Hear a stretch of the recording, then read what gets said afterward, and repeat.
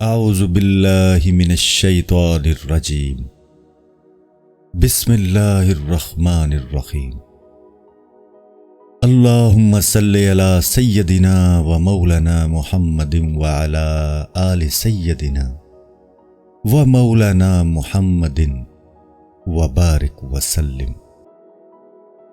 جلد ششم، حکایت نمبر 34۔ اس بیمار کی حکایت جس میں طبیب نے صحت کی امید نہ دیکھی۔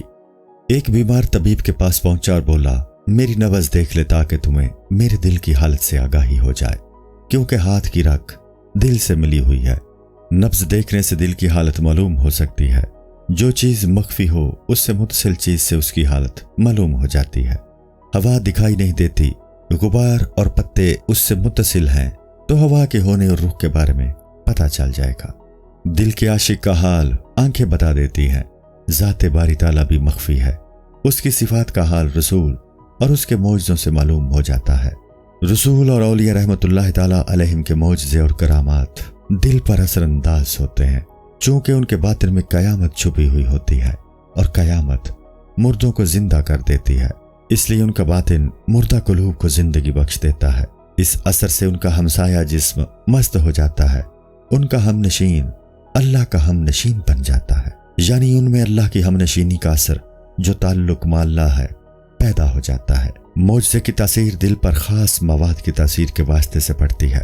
معجزے کا اثر عصا پر پڑا اور وہاں وہ اژدہا بن گیا، سمندر پر پڑا وہ خشک ہو گیا، یا شق القمر کی تاثیر نے دلوں پر اثر کیا، جس سے معجزے کا مقصد پورا ہو جاتا ہے، یعنی دل میں اور حضرت حق میں ربط پیدا ہو جاتا ہے۔ معجزوں کا اصل مقصد روح کے مواد کو متاثر کرنا ہوتا ہے۔ بے جان چیزوں پر معجزوں کے اثرات عارضی ہوتے ہیں، لیکن ان کا مقصد دل کو متاثر کرنا ہوتا ہے۔ تو اگر جان کے واسطے کے بغیر یہ چیز حاصل ہو جائے تو کیا ہی اچھا ہے۔ یہ ایسا ہی ہے جیسے آٹا گوندے اور روٹی پکائے بغیر پیٹ بھر جائے۔ حضرت عیسیٰ علیہ السلام اور مریم علیہ السلام کو بغیر مادی واسطوں کے نعمتیں حاصل ہوئیں، لیکن دراصل اس تاثیر کے لیے طلب ہونا ضروری ہے۔ معجزے کو دریا سمجھ اور خشکی کو پرندہ جو دریا میں نہیں جی سکتا، اور روح آبی پرندے کی طرح ہے کہ دریا میں ہر طرح محفوظ رہتا ہے۔ معجزے کا اثر ناقص پر اس طرح ہوتا ہے کہ اسے عاجز کر دیتا ہے۔ نامحرم معجزے کا مقابلہ نہیں کر سکتا، لیکن کامل کو قوت اور عمل کی قدرت عطا کر دیتا ہے۔ نامحرم اور ہمدم کے علاوہ انسانوں کی ایک اور قسم بھی ہے جو بین بین ہے۔ اس کے لیے مناسب ہے کہ وہ ظاہری امور پر استدلال کرے۔ اللہ تعالیٰ کے اثرات حواس پر ظاہر ہو جاتے ہیں جو مؤثر کی خبر دیتے ہیں۔ کیفیات اسی چیز کا نام ہے۔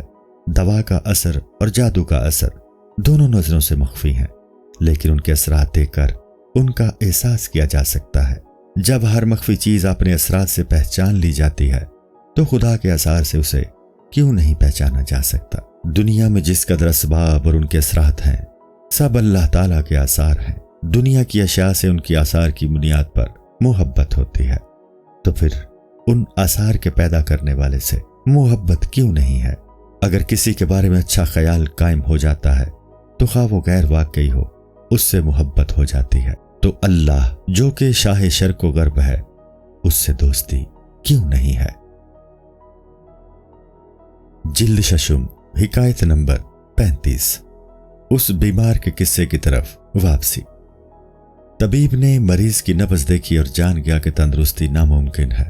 اس نے مریض سے کہا کہ اب صبر اور پرہیز نہ کرو، اس سے طبیعت اور کمزور ہو جائے گی، مرض کا غلبہ ہو جائے گا۔ قرآن نے ایسے ہی روحانی مریضوں کے لیے کہا ہے، اے مالو ما شئتم، تم جو چاہو کرو۔ مریض نے طبیب کا یہ قول سن کر اسے رخصت کیا اور خود دریا کی سیر کو چل دیا۔ جو اس کی دلی خواہش تھی، اس نے اس خواہش کو پورا کرنے کا ارادہ کر لیا۔ اسے باطنی طہارت تو حاصل تھی، اب ظاہری طہارت یعنی وضو کرنے لگا تاکہ 2 طہارتیں حاصل ہو جائیں۔ دریا کنارے اس نے ایک صوفی کو بیٹھے دیکھا۔ مریض کی طبیعت میں آئی کہ اس صوفی کی گدی کو ایک تمانچہ لگاؤں۔ اس نے اس کی گدی پر تمانچہ مارنے کے لیے ہاتھ اٹھایا تو دل میں سوچا کہ اگر اپنی یہ خواہش پوری نہیں کروں گا تو طبیب کے کہنے کے مطابق بیماری میں اضافہ ہوگا اور یہ ہلاکت ہے، اور قرآن میں اپنے آپ کو ہلاکت میں ڈالنے سے منع کیا گیا ہے۔ اس پر اس نے زوردار تمانچہ صوفی کو مار دیا۔ اس سے तड़ाक की आवाज पैदा हुई। सूफी बोला, ऐ दय्यूस, ये क्या करता है? सूफी ने चाहा कि उसे 2-4 मुक्के मारते, लेकिन उसको थका हुआ और बीमार देखा और सोचा कि अगर मैंने उसे मारा तो ये मर जाएगा। जिस तरह तबीब की बात से गलतफहमी में उस बदनी मरीज ने सूफी के तमाचा मारा, इसी तरह अवाम में रूहानी मरीज शैतान के वरगलाने से मखलूक खुदा को सताने पर आमादा रहते हैं। वही शैतान जो तेरा अगवा करता है, तेरा मजाक उड़ाता है, उसी ने तेरे बाबा आदम अलैहिस्सलाम का भी अगवा किया था। उस शैतान के लिए वही तमाचा सजा बना, इसलिए कि उसने तौबा न की। हजरत आदम अलैहिस्सलाम की मिसाल तो उस पहाड़ की सी है जिसमें सांप हो तो तरियाक भी हो। अवाम में वो सलाहियतें कहाँ है जो हजरत आदम अलैहिस्सलाम में थी। हजरत इब्राहीम अलैहिस्सलाम को जो तवक्कुल का मर्तबा हासिल था, वो तुझ में कहाँ है। उसी तवक्कुल की बिना पर उनकी तलवार हजरत इस्माइल अलैहिस्सलाम का गला न काट सकी। तवक्कुल ही की वजह से दरियाए नील हजरत मूसा अलैहिस्सलाम को ना डबो सका। हजरत शेख शुजा सईद रहमतुल्लाह ताला अलैह के मुतल्लिक मशहूर है कि उन्होंने अपने आप को मीनारे से गिरा दिया और महफूज रहे, जबकि तेरा वो नसीबा कहाँ। तू अपने आप को गिरा कर बर्बाद मत कर। यही हवा जो उन शेख के कपड़ों में भर गई, जिसकी वजह से वो बच गए, कौम आद के लिए लाखों की तबाही का बायस बनी। वो सूफी को गुस्सा की आग से भर गया, लेकिन उसने अंजाम को देख लिया। बामुराद वही शख्स होता है जो अंजाम पर नजर रखे। हुजूर सल्लल्लाहु अलैहि वसल्लम सबसे ज्यादा अंजाम बीन थे। उन पर आखिरत की सब चीजें मुनकिशिफ हो गई। अगर निजात चाहते हो तो हमेशा अंजाम पर निगाह रखो। दुनिया में हर शख्स मादूम चीजों की तलब में है। फकीर रुपए का तालिब है, काश्तकार पैदावार का तालिब है, बागबान पौधों का तालिब है, तालिब इल्म उस इल्म का तालिब है जो मादूम है, इबादत गुजार उस बर्बादी का तालिब है जो मादूम है। इन सब ने मौजूद को पसे पुश्त डाल दिया है और मादूम की तलब पे कोशा है। अल्लाह की सिफ्त इजाद करना है, वो मादूम को मौजूद करता है। उसकी सनत का ताल्लुक मादूम से है, इसलिए उसके बंदों में भी यही सिफ्त है।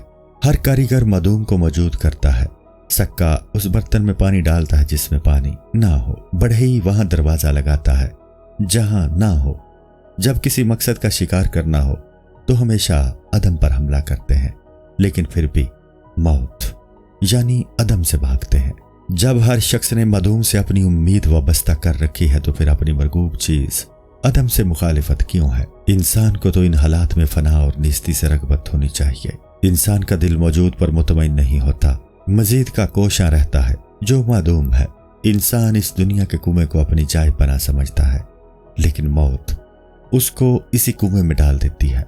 अजब बात है, असबाबे हलाकत को असबाबे निजात समझता है। जिल्द शशुम हिकायत नंबर 36। हिंदू गुलाम और सुल्तान महमूद का किस्सा। शेख फरीदुद्दीन अत्तार रहमतुल्लाह ताला अलैह ने फरमाया है कि एक जंग में सुल्तान महमूद गजनवी के हाथ एक गुलाम आया। बादशाह उसे बहुत चाहता था। उसे उसने सरदार बना दिया और फरजंद का लक़ब दिया। वो उसे अपने साथ तख्त पर बिठाता। हिंदू गुलाम जब तख्त पर बैठा तो ज़ारो कतार रोने लगा। सुल्तान ने पूछा, क्या तुझे ये इज्जत अफजाई नागवार लगी? हालांकि मैंने तुझे बेहद इज्जत और एहतराम दिया। वो बोला, बचपन में मेरी माँ मुझे डराया करती थी कि मैं तुझे महमूद के हवाले कर दूंगी। मेरा बाप मेरी माँ से कहता, इस कदर सख्त बद्दुआ क्यों देती है, कोई नर्म बद्दुआ दिया कर। मैं दोनों की बातों से हैरान होता था और गमगीन हो जाता था। दुआओं से सोचा करता, महमूद किस कदर जालिम है कि तबाही और बर्बादी में ज़रबुल मिसल बन गया है। मैं आपके नाम से कांपता था, लेकिन आपके इकराम और अजमत अता करने से गाफिल था। आज मेरे माँ बाप हों तो देखें कि उनके ख्यालात किस कदर गलत थे। फकर और अदम से इंसान का डरना ऐसा ही गैर वाकई है जैसा कि हिंदू गुलाम का सुल्तान महमूद से डरना। अगर तू उस रहीम रब के रहम को समझ ले तो हर वक्त यही दुआ करे कि मेरी आकबत महमूद हो, यानी काबिल तारीफ हो। यहाँ में भी सुल्तान महमूद मुयस्सर आ जाए। जिस तरह लड़के की माँ गलत तौर पर डराती थी, इसी तरह इंसान की तबीयत इंसान को फकर से गलत तौर पर डराती है। जब तुझे फकर हासिल हो जाएगा तो फिर तू इस तरह रोएगा जिस तरह अपनी पहली मालूमात पर वो हिंदू गुलाम रोता था। इंसान का जिस्म इंसान की उसी तरह परवरिश करता है जिस तरह माँ बच्चे की परवरिश करती है, लेकिन ये जिस्म इंसान का 100 दुश्मनों से ज्यादा दुश्मन है। अगर जिस्म परेशान होता है यानी बीमार हो जाता है तो इंसान दवा की तलाश में परेशान फिरता है, लेकिन अगर तंदुरुस्त हो तो शैतानियत पैदा करता है। जिस तरह लोहे की जिर्रा इंसान को किसी तरह भी आराम नहीं देती, इसी तरह जिस्म भी इंसान को किसी हालत में आराम से नहीं रहने देता। जिस्म अगरचे बुरा साथी है, लेकिन उसके मसाइब पर सब्र करो तो फिर उससे फायदा उठा सकते हो। काली रात में चांद का सब्र उसे और रोशन करता है। फूल का कांटे के साथ सब्र उसमें महक और हुस्न पैदा करता है। दूध, लीद और खून के दरमियान सब्र करता है तो बच्चे को जिंदगी बख्शने वाला बन जाता है। तमाम अंबिया अलैहिस्सलाम के उखरवी मरातिब सब्र करने ही से बुलंद हुए। दुनियावी मुनाफा भी सब्र ही से हासिल होते हैं। जो शख्स गमगीन हो समझ लो उसने ताल्लुक माल्ला से बेवफाई और दगा देने वाली चीज से ताल्लुक पैदा किया था। अगर ये फानी इस बेवफा से ताल्लुक न पैदा करता तो आज गमगीन न होता। वो खुदा से ताल्लुक रखता और हजरत इब्राहीम अलैहिस्सलाम की तरह कह देता कि मुझे गायब हो जाने वाली चीजों से मोहब्बत नहीं है। याद रखो, काफिला रवाना हो जाता है और आग की राख तन्हा पड़ी रह जाती है। इंसान अपनी बेसब्री से खुदा के गैर का साथी बनता है तो जब उससे जुदाई होती है तो गमगीन हो जाता है। अल्लाह ने तुझमें यह सलाहियत रखी है कि तू ताल्लुक माल्ला पैदा कर सकता है। ये बहुत कीमती चीज है और यकीनी है। किसी खयानत करने वाले के पास इसको अमानत मत रख। अगर तू इस सलाहियत को गैर अल्लाह के लिए सर्फ करेगा तो फायदा ना होगा और गोया वो अमानत जाया हो जाएगी। अमानत का जाया होना गायब हो जाने से और इनकार से होता है। जो आदतें पैदा करने वाला है और जिसने अंबिया अलैहिस्सलाम को बेहतरीन आदतें और अखलाक अता फरमाए, इंसान को उससे ताल्लुक पैदा करना चाहिए। अल्लाह ताला के पास अमानत रखने का ये नतीजा होगा कि अगर तू एक बकरी का बच्चा देगा तो वो तुझे बकरियों का रेवड़ अता कर देगा। अगर अपनी सिफात और सोहबत को तूने गैर अल्लाह में सर्फ किया तो ऐसा ही है जैसे बकरी का बच्चा भेड़िए के पास अमानत रख दिया। नादान की सोहबत कभी इख्तियार ना करो। अल्लाह और दीन से जाहिल मुनाफिक होता है और उसके दो चेहरे इसी तरह होते हैं जैसे मुहन्नस के वो मर्द होता है ना औरत।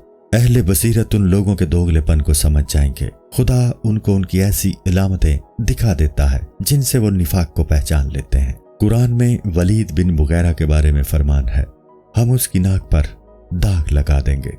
जाहिल की मीठी बातें काम की नहीं होती। उसकी दोस्ती की मिसाल माँ की मोहब्बत है जो बच्चे के लिए अक्सर मुज़िर होती है। बाप बच्चे को मकतब भेजता है तो माँ मोहब्बत में उससे लड़ती है और कहती है कि अगर ये बच्चा तेरी किसी दूसरी बीवी से होता तो तू उस पर इतना जुल्म न करता। बाप जवाब देता है कि औरतों की यही बेअक्ली है कि अगर ये बच्चा किसी दूसरी औरत से होता तो वो भी यही अल्फाज मुंह से निकालती। इंसान के नफ्स को माँ और अकल को बाप समझ। नफ्स के फरेब से निजात अल्लाह की ताईद के बगैर मुश्किल है। ऐ मालिक, हमारी तलब तेरी तौफीक से ही है और नेकी भी तेरी तौफीक से है। कुरान में है कि तुम नहीं चाहते मगर ये कि अल्लाह चाहे। तमाम इंसानी अफाल अल्लाह की इजाद पर मौकूफ हैं। ऐ अल्लाह, हमने बातें तेरे हवाले कर दी हैं और इससे मकसद ये है कि तू हमारे अंदर इताअत और इबादत की ताकत बढ़ा दे। ये हवाले करना जबरियों के अकीदे के मुताबिक नहीं जो इंसान को काहिल और सुस्त बना देता है। एक जबर तो अहले सुन्नत का अकीदा है, वो बाइसे निजात है, और एक जबरियों का अकीदा जो गुमराही है। अहले सुन्नत अपनी पूरी कोशिश और अमल करने के बाद नताइज अल्लाह के सुपुर्द करते हैं। इसकी मिसाल यूं है कि दरिया नील का पानी सिब्तियों के लिए पानी और किबतियों के लिए खून बन गया।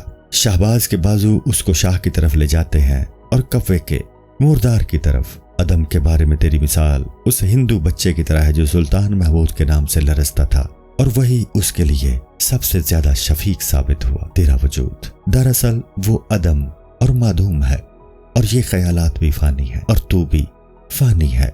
तेरा इस वजूद पर आशिक होना गोया मादूम पर आशिक होना है। जब तेरा वजूद फना हो जाएगा तो तुझे मालूम हो जाएगा कि तू किन नामाकूल बातों में फंसा हुआ था। जिल्द शशुम हिकायत नंबर 37। نبی صلی اللہ علیہ وآلہ وسلم نے فرمایا، جانے والوں کو موت کا غم نہیں ہے، ان کو موت کی حسرت ہے۔ قرآن میں ہے کہ مرنے کے بعد کفار مرنے پر افسوس نہیں کریں گے، بلکہ اعمال صالحہ جن کو وہ معدوم سمجھتے تھے ان کے نہ کرنے پر افسوس کریں گے۔ دنیا سے جو مر کر جائے گا اس کو مرنے کا افسوس نہیں ہوگا، بلکہ اس بات پر افسوس ہوگا کہ معدوم کے لیے کوشش کیوں کی، نیک عمل کیوں نہ کیا۔ موت تو ایک پل ہے جو حبیب کو حبیب سے ملاتا ہے۔ موت کے بعد معلوم ہوگا کہ تمام دنیاوی خیالات لا حاصل تھے۔ زندگی تو عالم آخرت میں ہے، دنیاوی چیزیں بے روح تصاویر ہیں۔ یہ چیزیں جاگ کی طرح ہیں جو کہ خود بے حقیقت چیز ہے، اور اس کی حرکت اور بقا دریا کی مرہون منت ہے۔ جاگ خشکی پر چڑھ جائے تو بے حس و حرکت ہے۔ حباب اور جاگ چونکہ زبان کال نہیں رکھتے، اس لیے زبان حال سے جواب دیں گے کہ ہماری اصل تو دریا ہے، جو پوچھنا ہے اس سے پوچھ لے۔ یہ عالم امکان بغیر بحر وحدت کے کب موج کی طرح حرکت کر سکتا ہے؟ وہ تو خاک ہے، بغیر ارادہ خداوندی کی ہوا کے وجود اور بلندی کب حاصل کر سکتا ہے؟ عالم امکان کو دیکھ، نظر توحیدی پیدا کر۔ یہ نظر توحیدی تیرے بہت کام آئے گی۔ تیرا باقی تانا بانا گوشت پوست سب بیکار ہے، نہ دنیا میں کارآمد نہ آخرت میں۔ تیرے اندر اصل نظر توحیدی اور روح کا فعل ہے، اس لیے جسم کو مشاہدوں کے ذریعے اس نظر کو حاصل کرنے کے لیے پگھلا دے۔ ایک نظر 2 گز راستہ دیکھتی ہے، اور ایک وہ ہے جس نے 2 جہان اور شاہ کا چہرہ دیکھا۔ نظر بڑھانے کا سرما تلاش کر، اللہ غیب کا بندوبست کرنے والا ہے۔ تاثر سے مؤثر کی طرف نظر کرنے کے 2 درجے ہیں، ایک بدن سے روح پر نظر کرنا، دوسرا روح سے مؤثر حقیقی کی طرف نظر رکھنا۔ ہمارا مقصود دوسرا درجہ ہے، پہلا نہیں۔ ان دونوں نظروں میں بہت فرق ہے۔ ہر کاریگر معدوم کو اپنی کاریگری سے وجود میں لاتا ہے۔ قدرت کی کاریگری بھی معدوم کو موجود کرتی ہے جو بالکل بے نشان اور خالی ہے۔ اللہ الصمد وہ بے نیاز ہے جو چاہے کرے۔ جہاں نیست زیادہ ہوتی ہے وہاں وہ اپنی کاریگری کا زیادہ ظہور کرتا ہے۔ نیستی اس عالم کا اعلیٰ مقام ہے، اور چونکہ صرف درویشوں کو حاصل ہے لہٰذا وہ سب قتلے گئے، خصوصاً وہ جنہوں نے جسم کو لٹا دیا اور ساتھ ہی مال کو بھی۔ جسم کو گلانے والا ہمیشہ کانے اور صابر ہوتا ہے، کبھی سائل نہیں بنتا۔ مال کا درد ہو یا جان کا، اس کا شکوہ نہ کر، کیونکہ وہ تجھے نیستی کے اعلیٰ مقام تک پہنچانا چاہتا ہے۔ اس راہ میں غور و فکر کو بیدار کرنے کا طریقہ ذکر اللہ ہے۔ ذکر فکر کو بیدار کرتا ہے، اور وہی کام کرتا ہے جو ٹھٹرے ہوئے کے لیے سورج کرتا ہے۔ محض ذکر و عبادت سے قرب میسر نہیں آتا جب تک اللہ کی جانب سے جذب و کشش نہ ہو، لیکن انسان کو ذکر اور عبادت میں مشغول رہنا چاہیے۔ محنت کو چھوڑنا اپنا ناز دکھانا ہے، جو عاشق جان باز کے لیے کسی طرح مناسب نہیں۔ بندے کا کام تو بندگی ہے، اس کے مقبول یا مردود ہونے کے چکر سے اسے کیا کام؟ خدا کے کام بے چون و چرا کرنے چاہیے۔ اگر تو برابر مجاہدے میں لگا رہے گا تو جذب اڑ کر تیرے پاس آ جائے گا، پھر اس قدر مجاہدے کی ضرورت نہیں رہے گی۔ جذب صبح کی طرح ہے اور مجاہدے شمع کی طرح۔ صبح کو شمع کی ضرورت نہیں رہتی۔ بندہ کثرت نوافل کے ذریعے تقرب حاصل کر لیتا ہے تو پھر اس کے افعال ذات حق تعالیٰ کی طرف منسوب ہو جاتے ہیں، اور اس کو ہر ذرہ کائنات میں حق کا مشاہدہ نصیب ہو جاتا ہے۔ جلد ششم، حکایت نمبر 38۔ صوفی اور قاضی کے قصے کی طرف دوبارہ واپسی۔ صوفی نے سوچا کہ اگر میں اس بیمار کے کچھ مار دوں گا تو یہ مر جائے گا اور قصاص میں مجھے قتل کر دیا جائے گا، اس لیے قضائے خداوندی سے جو بات پیش آئے اس پر سر تسلیم خم کر دینا چاہیے۔ پھر وہ قاضی کے پاس گیا تاکہ اسے کچھ تنبیہ ہو اور یہ دوسرے صوفیوں کو نہ مارے۔ یہ بیمار جو خود مردے کی طرح ہے، اس کے بدلے میں سر کٹوانا مناسب نہیں ہے۔ قاضی کا کام یہ ہے کہ لوگوں کے حقوق کی حفاظت کرے اور کسی کا حق نہ مارنے دے۔ شیطان حقوق غصب کرنے والے کو جو ہیلا سکھاتا ہے، قاضی کا فیصلہ اس کو ختم کر دیتا ہے۔